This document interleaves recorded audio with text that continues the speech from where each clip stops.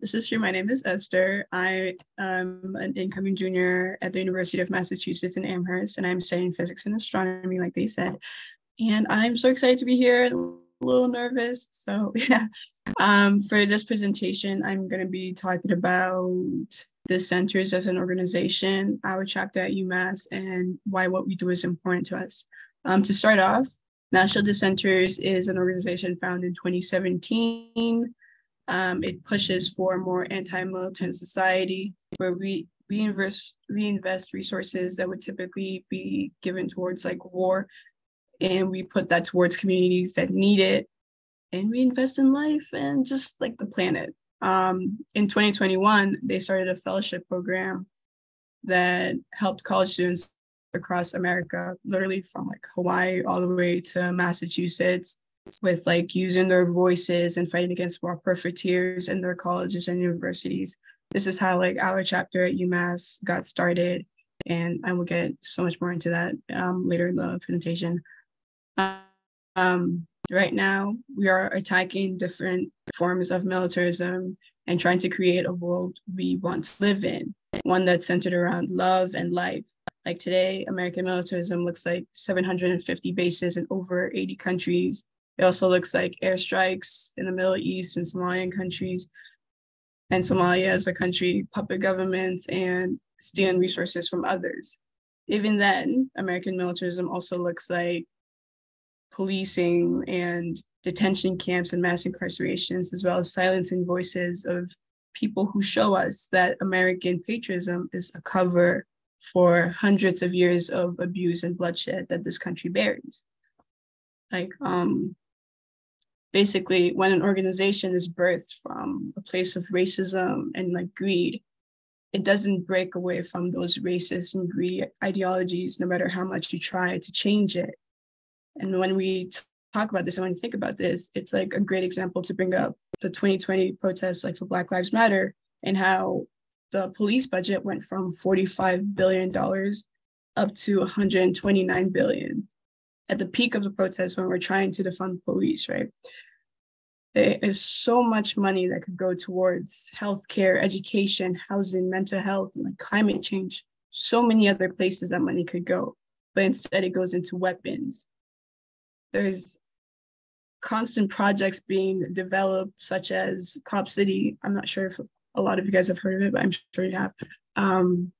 Cop City, where they're building a training base in the native forest in Atlanta, which takes away from the Black community again and making Atlanta the most surveilled city in the US.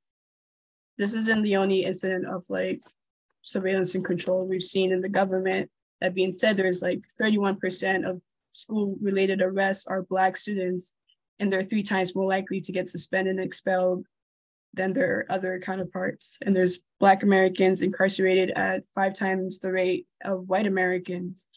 It's kind of easy to see that America is feeding us into this prison industrial system complex, a system that is heavily supported because of how much profit.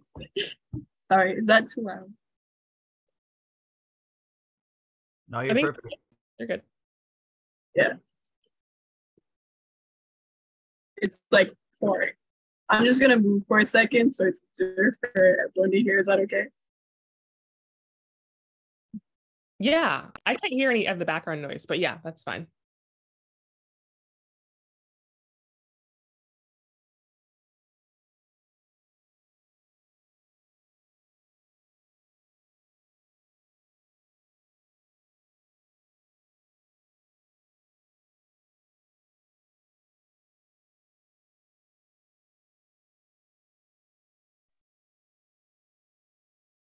Okay, sorry, I'm back.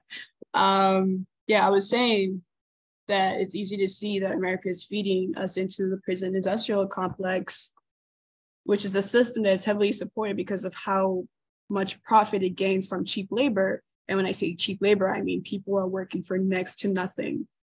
It's also no coincidence on who's suffering throughout the system and who's profiting from it. Prisons in general are overcrowded and push people into destructive behaviors. There is very little actual support from the government for incarcerated people while they're incarcerated and when they get out. And we're not even going to get into the 1 in 20 criminal cases that are wrongfully convicted. It's just a system that's designed to ruin lives. And while there's so many opportunities to invest in it, we have gotten apologies instead of reparations, years of performative activism and actions instead of actual legislation. It's just one mode of slavery into another. And when they're not sticking their hands in this pod, it's somewhere else. Okay. Let me go back. This is how much we made on the war on terror. This is how much we spent on it, actually. Every hour, taxpayers are paying $93 million towards this cause, $8 trillion so far. The war on terror started after 9/11 happened, and Bush gave this speech about how strong the American spirit is, whilst ignoring the growth of Islamophobia against Muslim Americans in the country.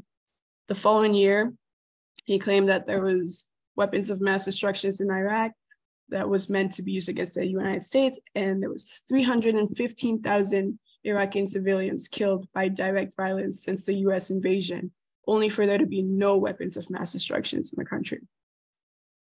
As a cost for that as well, more than 70,000 Afghan and Pakistani civilians are also estimated to have died as a direct result of the war. This is not accounting for indirect causes of death here.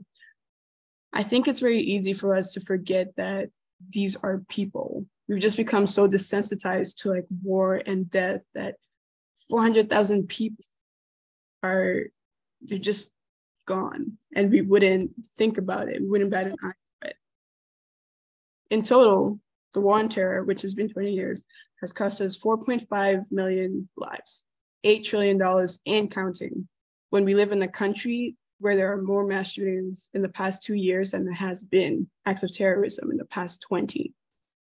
It really begs the question, what is the cost of American freedom?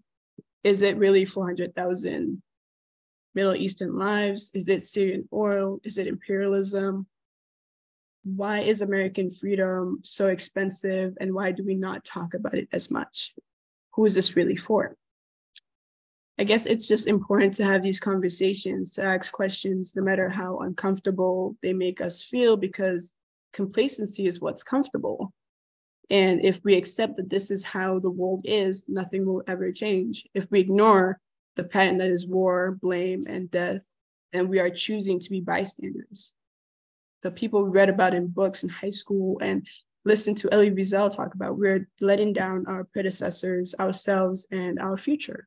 On the same wave, when we don't believe us as individuals can create change, we do a disservice to ourselves, because I'm here today because somebody inspired me. Somebody reminded me that little fires everywhere burns down the house, That being said, our growing fire started right here in the fall of 2022 in Amherst, Massachusetts with UMass Dissenters. In the fall, we created a foundation for our group, and we studied our target, which was Raytheon Technologies. Raytheon is the second largest weapons manufacturer in the world, actually, collecting revenue upwards of $60 billion a year, making guided missiles, precision weapons, and hypersonics. Over 50% of their sales goes towards the US government and foreign militaries. We're trying to get UMass, our school, to cut ties with Raytheon and other war profiteers, because they have all these programs and partnerships that help students get funneled into the war industry without actually knowing what they're getting into. Raytheon offers a partnership where you could get 10% off their tuition, off your graduate school tuition if you work for them after college.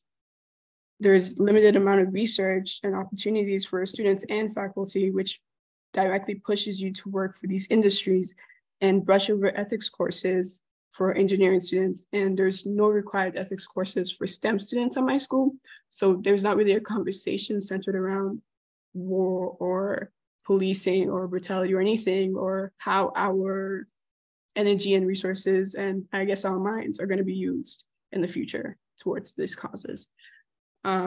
So yeah, in the fall, we had a little protest and art build in front of our College of Business.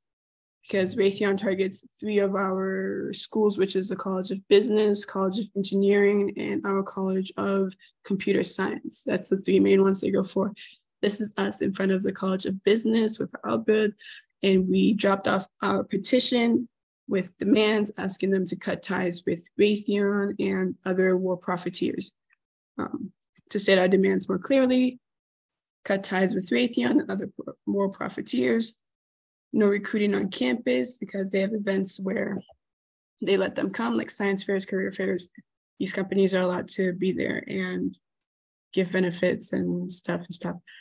3, no more research for Raytheon, no collaboration in the curriculum, no more joint faculty appointments, and full transparency on UMass's partnerships with defense companies. Right now, this is all we have on what we know about UMass's partnerships with defense companies because they're not being very transparent about it. In our second semester, we had our Get Out of Raytheon protest, which has been the biggest event we've planned as a group and executed.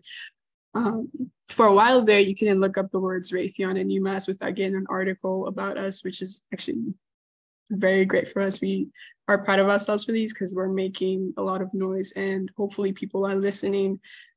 And I believe people are listening because we have gotten over 750 signatures for our petition and a letter of support from our staff and faculty, which is great to know that like someone within the school system believes in us, let alone 100 people within the school system believes in us. Why I joined UMass Dissenters because I had friends in it, but I stayed because as someone in STEM and as a person who can't afford to pass up the type of opportunities that companies like Raytheon offer, I know exactly how easy it is to lose the plot, to forget like who you are and just get sucked into I have to pass, I have to get this work done, I have to do what I have to do basically.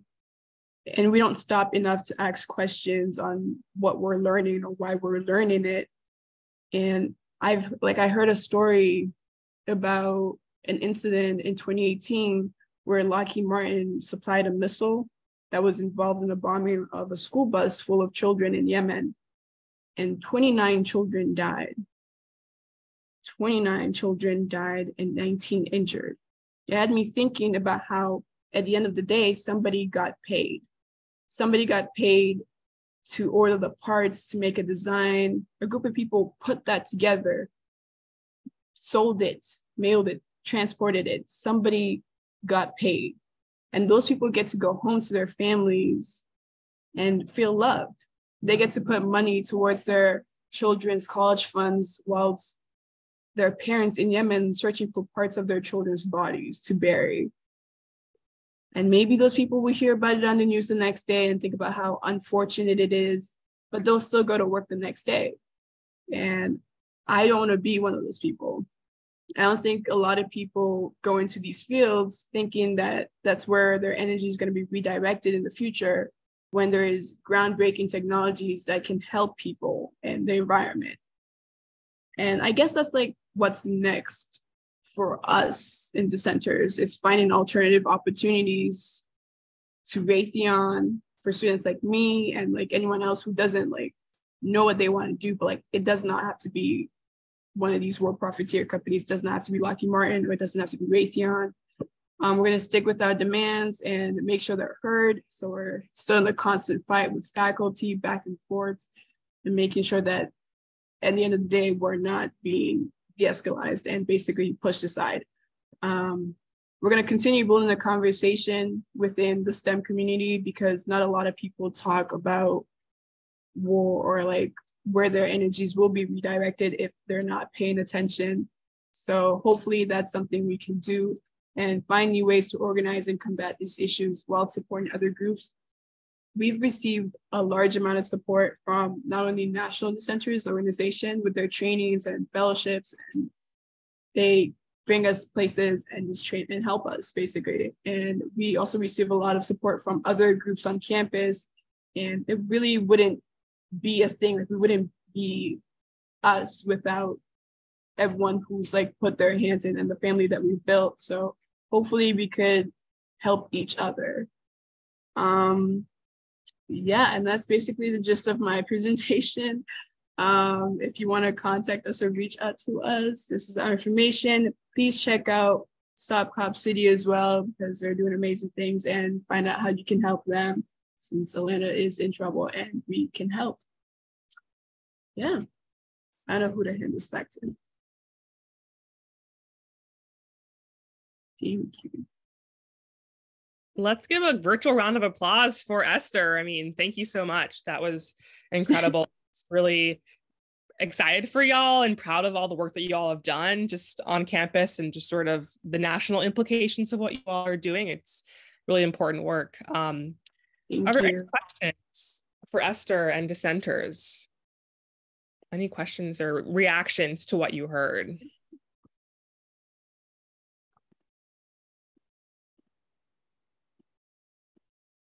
Oh, sorry.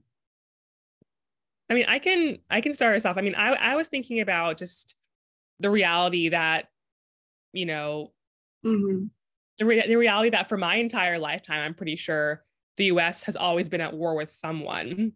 That's kind of the nature of war in our monarchy, is that it never really ends, right? It feels like it's never really ends.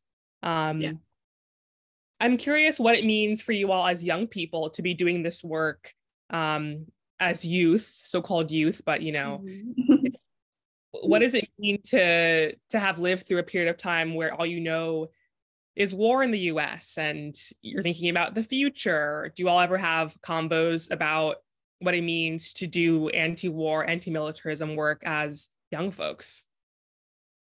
Wow, I don't think we've talked about it as young folks in that perspective, but I think it's like you said, like everyone's lifetime, I feel like the US has been involved in some kind of war or something. They've always been somewhere doing something. And I guess for me personally, because I can't speak for the group, getting into like the centers and actually like doing stuff was a harder transition, because I was like, I'm not sure we can get anything done. Like, it's just how things are in the world. Like, we're not going to solve this problem in the 4 years that we have here and whatnot. And that's kind of what I was saying. Like, it really is a disservice to ourselves and everyone else if we are not going to do something because we don't believe that we can create change. Like, change didn't happen overnight. And if, say, grand people like Nelson Mandela didn't like believe in themselves or didn't try, it would be lame. Like, the world would be, there will be no one to look out for. So just as young people, especially in America, because we don't get to like see like we don't get to see the war as like people in the Middle East do, or like where Somalia or places like that do. We don't get to see the US involvement in war. It's just like coming together and just having conversations and trying to piece it together and figure it out in the ways that we can understand it, we can digest it. We can't speak for everyone in the world, but yeah, like us as a group, I think we are just like talking. It's just people talking, if that makes sense. I'm not sure I answered the question. Yeah, no, that was really great. I want to read Mary's question. There's some questions coming in, very spicy questions coming in. Mary's question was, I know Dissenters talks a lot about divesting from death and reinvesting life. Mary is wondering what it looks like for you all to reallocate your university's resources, and have you all thought about, how do you think about reinvestment? Okay, like I said, there's so many ways to reinvest in life, I guess. Again, if the money wasn't going towards research for like the war industry, hopefully that would go more towards like stuff like sustainability and progressing like the stop climate change and global warming. That would be great. But also, like, if it's not that, there's just, you can't walk around Amherst or that area without noticing that there's like a homeless problem there. A lot of the people there are struggling as well. And it would be good to put our money towards that. It would be good to put our money towards mental health and other resources. but it's not going there, and that's the problem. So I guess just in our backyard, fixing those issues would be a great start. It would be an investment that we should definitely take. Absolutely. Thank you for that, Esther. I'm going to read Gio's question too, because I think it's an important one. Mm-hmm. Asked, what are your thoughts on military recruitment practices in high schools in the US? Ooh, I love that question because they go crazy. They will text you in your sleep to actually, if you want to join the military. I think it's like hard to say because not a lot of people, I don't know how many people exactly, but I think a lot of people that I know that go into the military do it for like financial support. So we're not like trying to bash people who are just trying to get through school and like have a way to pay for it. It's unfortunate that like that's the path that they have to take. If it's not what they want to do, then it's like, okay, it sucks that you have to like go to the military to get like school education. But yeah, no, in high school, it's like, I don't know, because I didn't think much about it. Nobody really thinks much about it. Everyone's just like, okay, let me take the flyer and leave. But it definitely affects people, especially if you're not in like a good space. I think a lot of people are like, yeah, this is what I'm gonna do just because I don't know what else to do, which is very suspicious thing to do on the military's part. Absolutely. I'm actually curious, quick poll if people feel comfortable. If anyone on the call, and you can virtually raise your hand or give a reaction emoji or answer in the chat, but I'm curious if anyone on the call has served in the military or has family or friends who have, or if you have any experiences in the military directly, I'd be curious. In the meantime, let's keep going with the questions. Jessica asked, how do you work in a space where people are so resistant to giving up their power and gains? Jessica has worked in many places like that, and it's hard to collaborate with folks who don't want to change or who are beholden to shareholders. So how do you all do that? That's actually something we are also still trying to figure out how to do properly, if I'm being honest.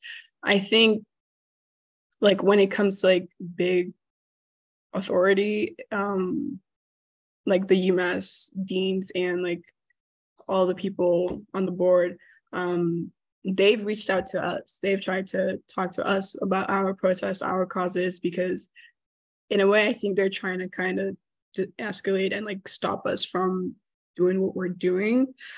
And it's, I don't know, we try to be like respectful, but we're not gonna go into a space where we know we're not going to be heard in that way. So we're going to keep like making the noise until they're ready to listen to what we actually have to say. And I think that goes for like a lot of students as well, because once you're in this mindset that like, this is what I have to do, I have to get Raytheon on my resume or something like that, it's hard to break out of because the opportunities they offer are good. And if you have a set mindset, you do. But again, it's more about having those conversations and making sure that, hey, do you know about this thing? Like, are you sure this is what you want to do? Like, what's going on? Let's have a chat. Let's have a discussion. At the end of the day, you can't like force people to change their minds about something if they're so strong in their belief. But like, just like planting a seed, having a chat. I'm gonna stop saying that now. Yeah, I love that. I think you're absolutely right. Important to really hold the line and be heard and respected. Okay. Hazel has a great question here. Hazel asked, what responses are given to folks who push back on ending global militarism? So when someone tells you something like, you wouldn't want to live in a violent country, would you? Our military keeps us safe. How would you and Dissenters respond to comments like that? that is definitely comments we get. We've gotten comments talking about how crazy we are for our cause, I guess.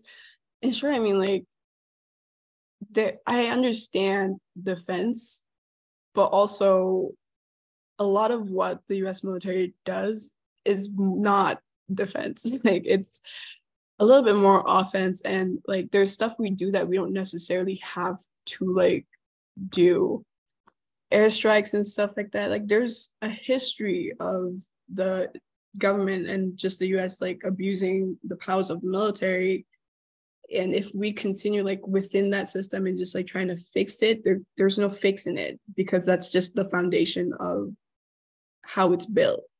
So people calling us crazy and telling us that we won't fix this, we won't solve this, is, I guess, like a response we have gotten used to and aware of, but it's still like we're going to take it one step at a time kind of thing. We're going to like do something about it, because that's just what you have to do. And I guess like if people are persistently just trying to push this ideology that like war will never end and blah, blah, blah, blah, that's fine. Maybe it will never end, but it's still like something you have to like try if you want it to, you know, you have to build the world you want to live in. That's our understanding and ideology of how we're going to move forward with those questions, I guess.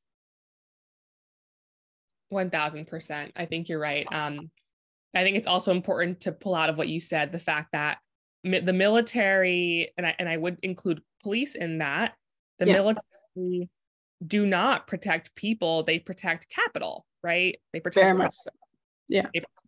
Assets and property.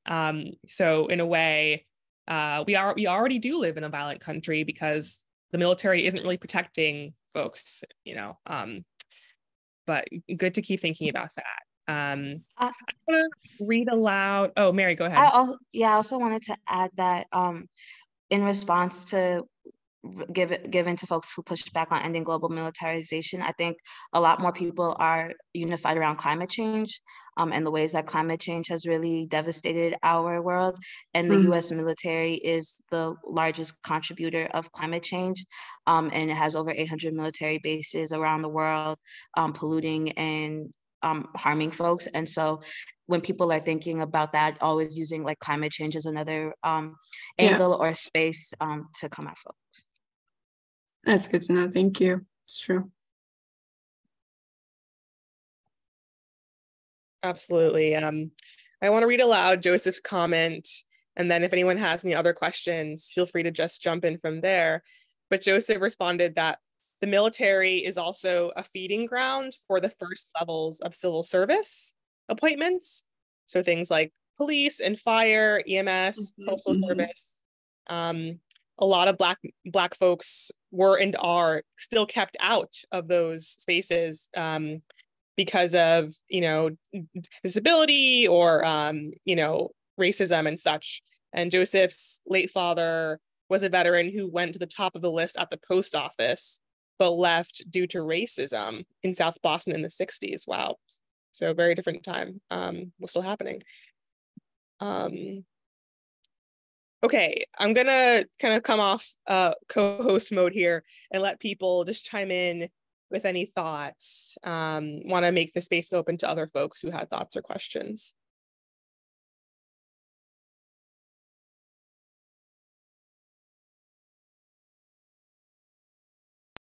I wanted to call out that I really appreciate the chat, and in this moment I'm appreciating especially Hazel Herrera, your comments, and you even got a couple articles in here.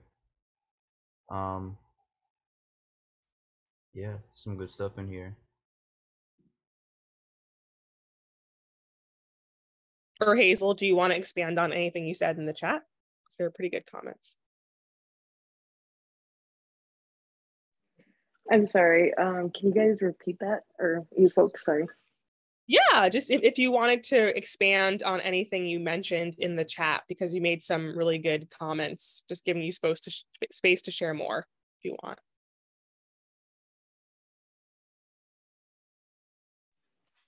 Yeah, I'm actually still pretty new to this topic. I'm sorry for kind of taking space right now. I'll share a little bit about my background. In 2019, my little brother was murdered by two strangers. And so we were kind of thrown into like the justice system and what America defined. And it was really traumatizing. Like revenge kind of, and that's kind of like what's taught to us very young.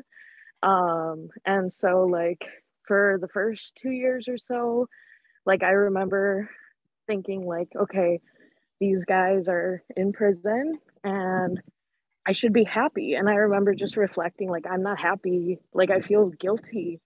Like I can't imagine that they're healing. I can't imagine that they're getting better, that they want something more in their lives besides crime. And so it was like a really like life-changing kind of moment for me. My sister went to school for social work, so she kind of sat down with me one day and she's like, Hazel, like everything you're feeling is like how other victims feel too. Like you're not the only one. You should look into like restorative justice. And like I was like, why weren't we talked about this like when we were going to the courts or anything? Like why wasn't the prosecutor or our victim advocate like advocating for restorative justice? Like why 2 years later are we finding out that Minnesota offers this? And like the only way I found out about it was through like a link in like the Department of Corrections, and like they have it hidden in the website, and I'm like, oh my goodness, like I want to learn more about this.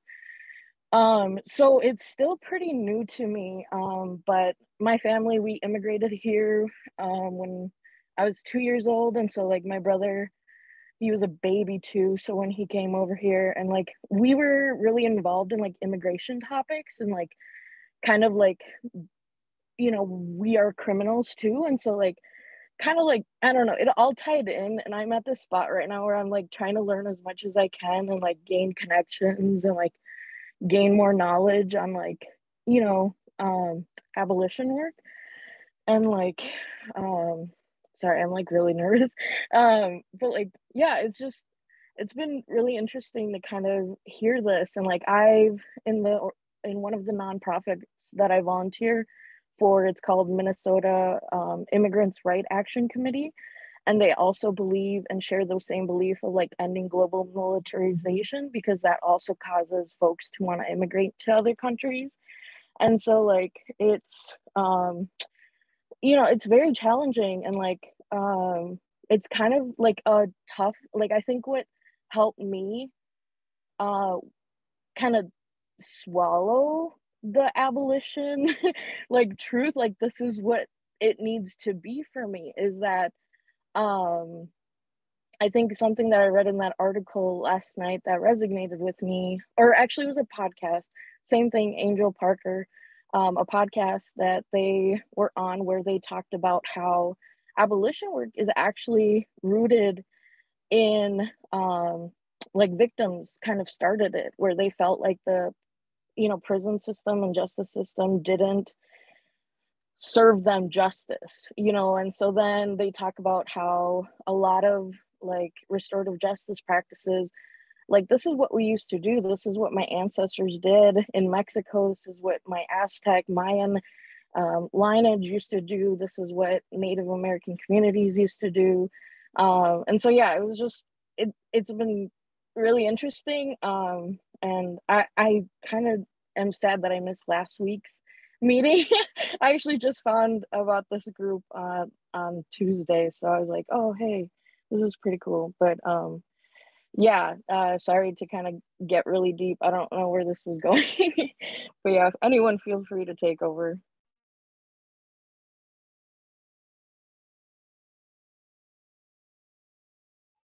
Yeah, I know I prompted you to kind of speak earlier. I just want to thank you for that really heartfelt story. I'm not trying to facilitate or anything like that, but I definitely wanted to call on folks who haven't spoke aloud yet to definitely, you know, share your responses, your affirmations, your practices even. Maybe my own comrade Jaira, if you wanted to call out some of the practices and comments and events that you spotlighted, I welcome you to do so, or anything that anyone else feels comfortable doing. Hey y'all. So I am actually a part of Dissenters as well, but I do more work on the national level around the International Solidarity Committee. And in that space, we're really strategizing on how to effectively demonstrate solidarity with people that are victims of US war crimes, and people that are on the receiving end of Boeing and our other targets, like Raytheon, Northrop, all of their weapons. And really a lot of the folks in dissenter space tend to be first generation, because we have absorbed and feel on a very visceral level what it means to be disconnected from place, from space, from a community that you feel safe in. A lot of us have migrated here and then are a part of communities that are criminalized, where there is a lack of safety. And while we're still connected through culture and other means of community, we're constantly suffering from the continual onslaught of US militarism. And so Hazel, I like just feel so much of what you're saying, and a big kind of ethos around dissenters and who makes up our organization is people that are coming from different movements that are looking for an umbrella. Because I think we're not interested in saying this is simply about war. We're interested in talking about how the war machine is a part of the criminal justice machine, the immigrant justice machine. It's a part, like, we're trying to figure out how to make it so that our struggles are unified, and it's clear that what we're fighting against is empire. And so the dissolution of empire would be the dissolution of the global militarization system. And when people speak about like, well, what's going to replace it? It would be, that's up to the people in their communities and whatever land to come up with. And there's so many different struggles for self-determination happening across the globe at any given point. And so our work isn't to say like, we can define what safety and security is for random countries anywhere. We are interested in stopping the United States from intervening in other countries' affairs and then choosing to drop bombs if we don't agree with their political regime, or if we don't agree with whatever's happening. The answer isn't to criticize, judge, or create political systems on our own that will punish people's right to self-determination. It's really, how can we encourage indigenous people, how can we encourage women and racial minorities in whatever country to also be a part of political processes in their countries, and how do we align ourselves with that? And so, yeah, if anyone's just plugging real quick, if anyone's interested in thinking about these ideas, you can definitely reach out to me, and we can get you tapped into different parts of dissenters. We also have like political education committees and things like that, where we read and study and learn about all these topics. But abolition on a global level is just so much about affirming people's right to be able to have safety, self-determination, dignity, and not live under our bombs, and not live under the imminent threat that if the United States doesn't like the way that another nation is operating, that we're going to blow people off of the planet. And that's really what unites us, the desire to restore people's access to safety and their right to life without empire and its various like tools oppressing people.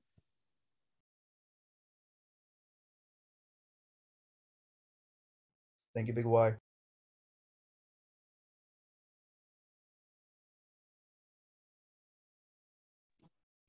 I might have a question. I'm really enjoying this conversation, and thank you so much for that synopsis. I wasn't paying attention exactly who was speaking there. Thank you so much. Wanted to ask, it's a little bit on a tangent, but there's, in certain circles, there's a lot of talk and maybe escalation around the urgency of what's called kind of machine learning, or generative AI, or AI, artificial intelligence. And I was just curious, because some of the articles that I read and people that I hear from, just snips here and there, it's actually exponentially going to change the landscape of almost everything. And just curious if abolition has an eye, especially at the, higher education levels. If your student groups have, some discussions around that being maybe a focus of dissent.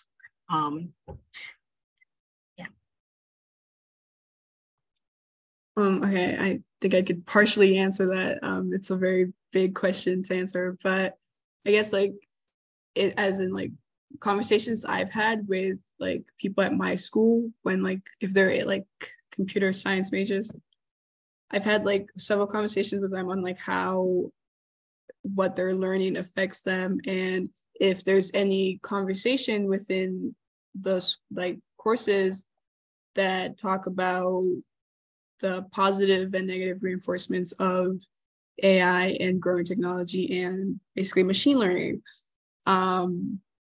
There is a mini ethics course for computer science majors where they do talk about racial discrimination and stuff within that umbrella and surveillance and how AI is going to change the world. But I fear that because I know our school system, it's probably not as detailed, or it's very much curated to fit some kind of narrative. So I'm not sure that everyone is learning what we should be learning instead of what we have to learn. But in that sense, AI is very big and it's a big topic. And I feel like it could definitely have positives for both the abolition movement and maybe negatives, actually a lot of negatives, but it's technology. And I feel like if we can all harness it, or anyone can harness it, they could use it for whatever cause they want to. So hopefully that's a positive one, not just putting a community of people down as well. Yeah, that's wonderful. Thank you.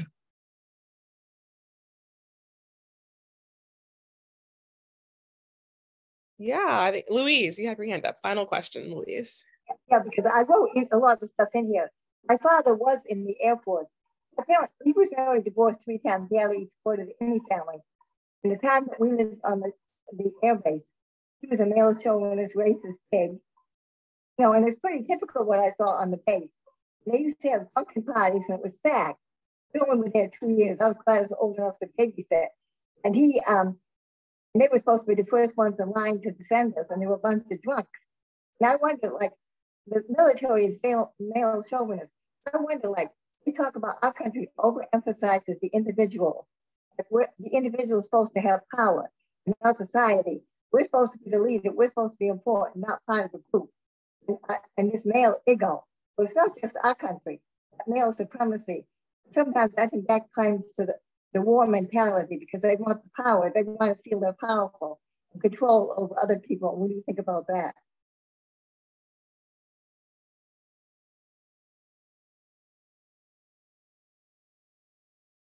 Yeah, thank you, Louise. I don't know, Esther, if you have any final thoughts on Louise's comment or just any closing remarks in general you want to make before we close out. Okay. Yeah, okay, thank you for sharing that. I think it's definitely one of those generational things we've built into the idea of American patriotism and militarism. It's just yeah, if you do this, you're getting honor, and this is the highest form of honor, and serving your country is just the best thing you can do. It's kind of very Greek of us to do. And because it's a very male-dominated society and world, there's definitely a male ego aspect to it that is undeniable. So yeah, I definitely see exactly what you're talking about. It's definitely also something to combat. There's so much that goes into just militarism that's so scary to confront, but I'm so glad you shared that with us. Yeah, if anyone else wants to add on to that, please do.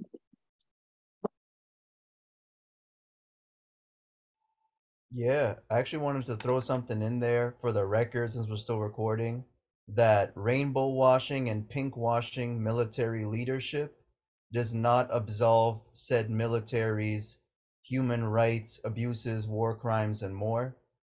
You know what I'm saying? Like if we're gonna when we divest and like work to dismantle militarism, it also means dismantling patriarchy in the same breath, which in turn calls us to also dismantle capitalism. Just because we are still in the month of Pride, and we've seen Pride even co-opted, um, actually by Raytheon, if I'm not mistaken. Raytheon had a float in a particular city in the United States, and yes, like it was just like the meme where they had like the rainbow bomb. um the bomb was not on the real flyer, but it had the same rhetoric being used with it. So I know that that's not my goal. I don't think that's anybody else's goal that's been spoken here. I wanted to say that for the record.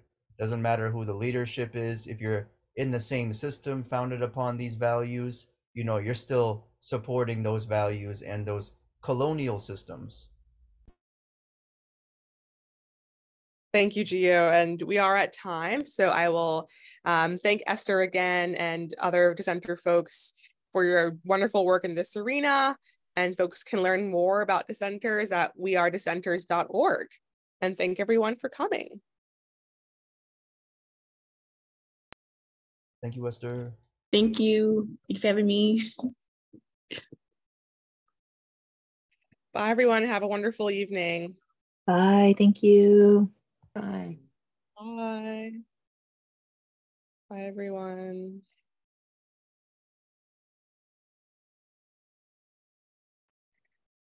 Yo, there's no member team, right, today? No, there's no member team. I saw Mary left already, but do you have any feedback or any comments or? Let me just stop the recording. Oh yeah.